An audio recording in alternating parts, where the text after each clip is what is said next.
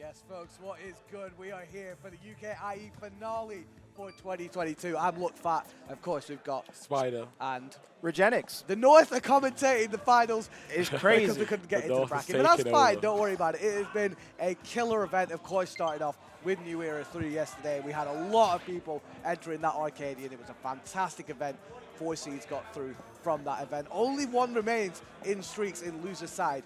But here we're going to be talking about some of the players that have really performed at the top of the circuit. We've got Bloom, top seed of the whole event, and Pelly, who had to go through a little bit more at 5th seed to get here in winner semis. A bit more of a treacherous run for sure. But in terms of the back and forth that we've seen across the UKIE season, these two have been the instant classic, the top 2 of the 3. I think if you were to look at the front runners in terms of top players in the UK right now, split between Pelly, Bloom and Maize Beans, who unfortunately was eliminated a little earlier in the tournament, leaving these two to do battle for what could be a very early determiner for who is going to be taking the UKIE circuit finale 2022. 100%. There's a lot on the line on this set, Heido. You know, you got Bayo versus Sonic. It's a big matchup. We've seen it plenty of times. What are you thinking? So, as we talked about before, I think Bayo is going to be trying to do the grounded options, grounded game a lot more. Just trying to stuff out a lot of Sonic's options.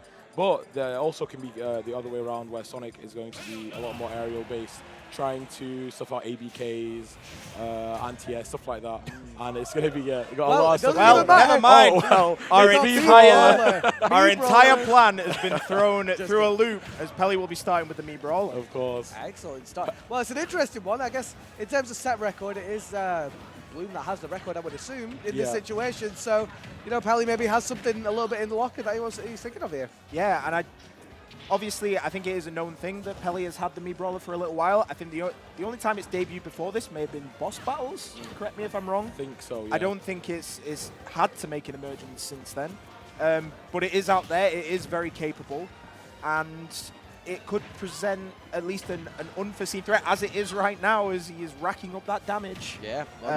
An unforeseen threat to Bloom right now, who has started with the tried and true Bayonetta, of course. Yeah, we know as well from Twitter, Pelly is a labbing fiend for always throwing out all these different new Mii Brawler combos over and over again. So we might be able to see some crazy new combos that we haven't seen before from other other mains of Mii Brawler country, like I mean, look, Bloom has a brawler. Bloom has taken high-profile sets with the brawler, so he knows what's going to be happening. But Pelly's brawler, completely different beast. 163 on the board, and there is the first stop for Pelly, taking a quick onus onto the game in this first set. Yeah, it's quite. I imagine that this is quite a jarring situation in bracket for Bloom. When you played so many sets against the Sonic, the slower pace, the campy charge spin dash in the corner that Pelly often quite self-promotes himself for. Sure. Then going to what this Mii Brawler is, which is seemingly a lot more aggressive, a lot more whiff punishy, and generally playing a lot closer to Bloom in general, and has so far made excellent use of the suplexes. Suplex City, indeed. I mean, look, this is the thing. With this type of game, Bloom is looking to get in as quickly as he can, but Pelly is looking for those 1-2 quick combos, getting as much percent as possible, and it's working out well. 55 on the board, unreplied so far from Bloom.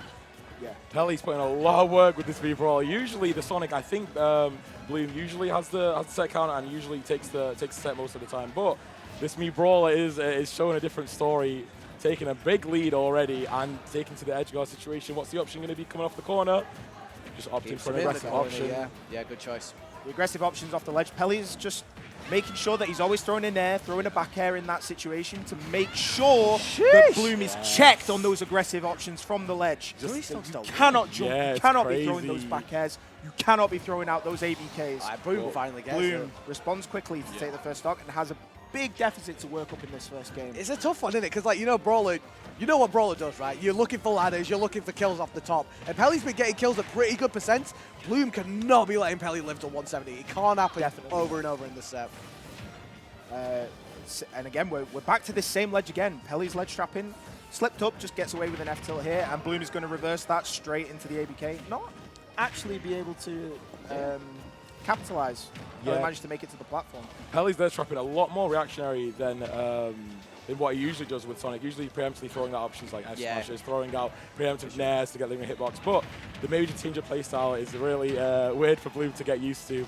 And it's working out, getting a lot of mileage from those ledge traps. But we're in a reverse situation where Bloom actually had this situation there. But in disadvantage. It's a strange few little whiffs there for tried and true like up tilt back air kill confirms. And he's let Pelly slip from ledge quite a few times, realistically. Brawler, obviously deceptively good. Then the back air. With those recoveries. Bloom is finally going to catch him out, though. And 67%, not a terrible deficit to work back. And with the advantage state that both of these players have, all it takes is one neutral mistake to get that conversion. And here we go, 42 to 51 before the reversal comes out. Oh, and there it is. Pelly's going to go straight up for it. Honestly, much quicker game than we were expecting maybe in that game one. The Brawler coming out and getting that clutch game one, that is going to set a very, very high precedence for the rest of the set, you feel. And now I feel like we're getting into the counter pick war. These two have so many characters under their belt.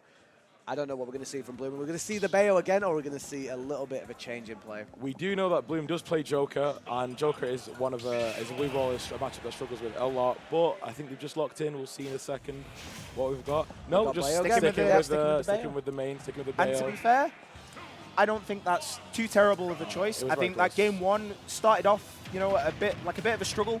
But towards the end, Bloom at least, you know, was picking up the pace a little more, understanding what he needed to do.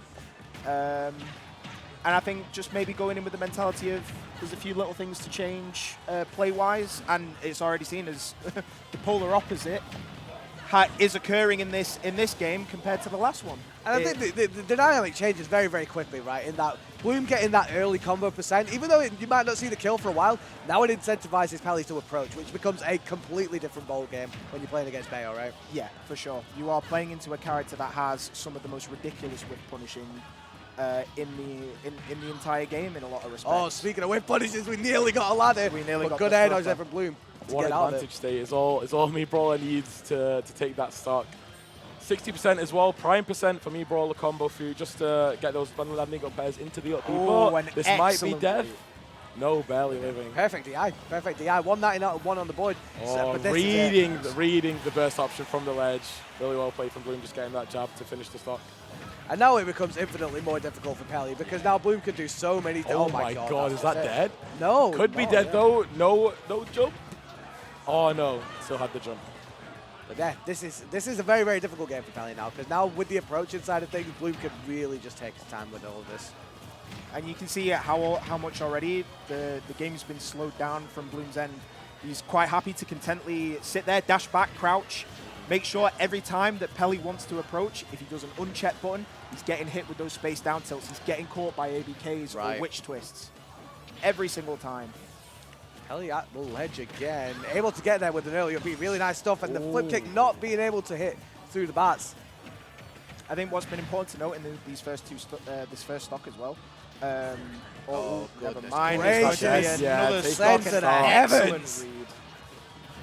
As I was about to say, what is very important is the way Bloom has been playing the ledge situation. I think in game one, we saw struggled a little bit catching on to Pelly's habits.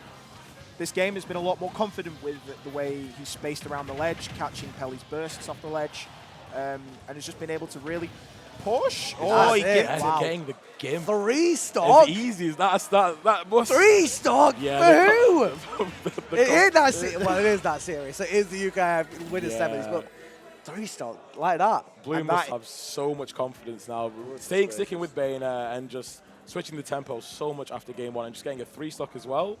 Is crazy. That is the perfect response that you want as well to going a game down to quite an unprecedented character that you weren't expecting. And now the pressure is on Pelly. Is he going to stick with Brawler to make the adaptations to whatever Bloom's changed about his play between games 1 and 2? Or is he going to go to the Sonic now and change the pace of the game by force of the character? It was an interesting one, right? Because like the dynamic in that first game was very much a case of Pelly getting an early lead, getting an early read and getting an early stock. And it changed the way that Bloom had to approach and everything. But you can hear as well, the Mii Brawler is sticking out. I'm surprised Pelly, maybe the adaptation is going to come through, but it's going to be hard to come back from losing a 3-stock game. But we know Pelly can do it, one of the best players in the country for a reason. So we'll see how we start off. I do wonder if this is going to become a case of who takes the lead first is going to be taking the game. If you can build a significant lead, it's clear to see that the whiff punish games of these two players is just on that level where it makes it very, very hard for them to reverse out of it. Exactly. Every interaction is just dealing so much. Even with Pelly not getting obviously true combo, all it takes is a couple of tech reads, and just like that, he's on 99%. 100 already. Bloom has been making use of excellent coverage on these platforms as well. And that's dead. My word, what an edge guard. What an edge guard. Playing perfectly off that scramble situation in the air and just forcing the stock out of Pelly. Again, though, Pelly at ledge, reaction to the roll, getting the up throw up air. Just keeping stage control, keeping him off stage. What's the option going to be? Opting for the roll, not reacting in time. No. This is a difficult And situation. this is it now. This is going to be the slow neutral pace that Bloom's going to set like he did in the last game. He's going to crouch, he's going to space that down tilt, and he's going to wait for the mistake that he can witch twist. Yeah, Bloom is really happy in this situation right now. He's going to take his time with punish, get as much percent. All he needs, as we said, is one interaction just to get from 0 to 80, 20 to 80, whatever, as fast as he can. And you see it quite a lot, right? Where Bloom has been hiding under the PS2 platform just to kind of limit the way that Pelly can approach as well aerially. And it's worked out so well. Combining that with the crouch, and it's proving really, really difficult for Pelly to actually get in and get major, major percent. Even with 112, finally gets that whip punish with the up smash though. Really good stuff from Pelly, but lots and lots of work to do still. Yeah, really good awareness of parrying the fair one to get the up smash there. It's, there's a lot of mix-up times with that, so really well played from Pelly. Oh, I don't wow. think this is death yet. Oh, he's going to Too make the fast. ledge and get out of it, though.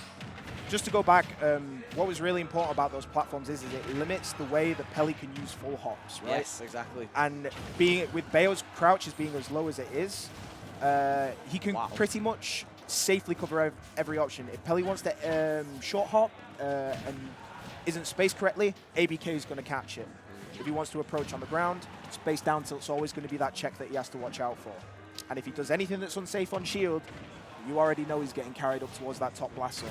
100%. Oh, goodness gracious. I was just about to say, Pelly losing 200% is crazy. And it's actually interesting as well the way he's playing. Even with such a massive percent deficit, he's still being pretty aggressive, not scared of losing the stock, but Bloom abusing that and taking the combo. This might be death. This might be death. Oh, good SDI to get out of that situation, but the edge guard situation is going to be bad. He calls out the flip kick, and is that going to be enough? The witch twist. My word! My God! Even Pelly looked at Bloom like, what the heck was that? Disgusting. When you're thinking about whiff punishing, that's like the perfect whiff punish in that situation. That right there is a clinic. Perfect ledge guarding, man. That is a clinic in the use of witch time as a counter option to an up B like Brawlers. Absolutely fantastic. Yeah, there was no better combination of moves in that situation to get the stock. That was, yeah, you can see the experience coming out with Bayonetta, just knowing exactly what to do in that situation to get the stock. Yeah, really clean. I'm pretty sure maybe we're going to see such characters. Really sticking with the Mii Brawler sticking with it all the way through. I really thought that was the opportunity to switch, because so I think too. 3-stock, 2-stock, it feels like you got to switch something up here. It's the perfect